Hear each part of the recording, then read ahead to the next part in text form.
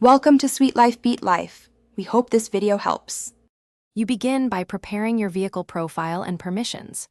Enter weight, height, and any hazardous material restrictions so routes respect clearances and legal limits.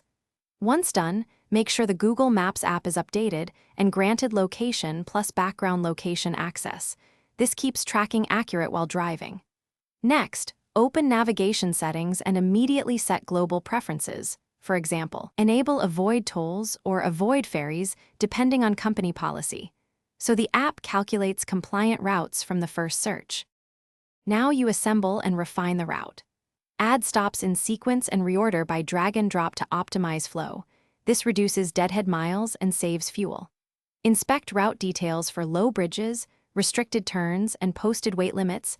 Those warnings prevent violations and damage.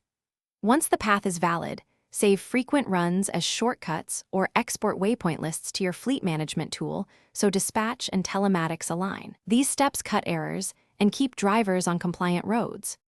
Finish by confirming live traffic and the ETA, then adjust departure times to dodge peak congestion. That reduces delays and idle time. Make sure offline maps are downloaded for routes with poor cellular coverage. Download before you leave so navigation remains uninterrupted. If the app reroutes incorrectly or stops updating, force close and restart the app, clear cache, and verify location and background location permissions. These fixes resolve most real-world connectivity and permission issues quickly. Thanks for watching. Consider subscribing if we helped you.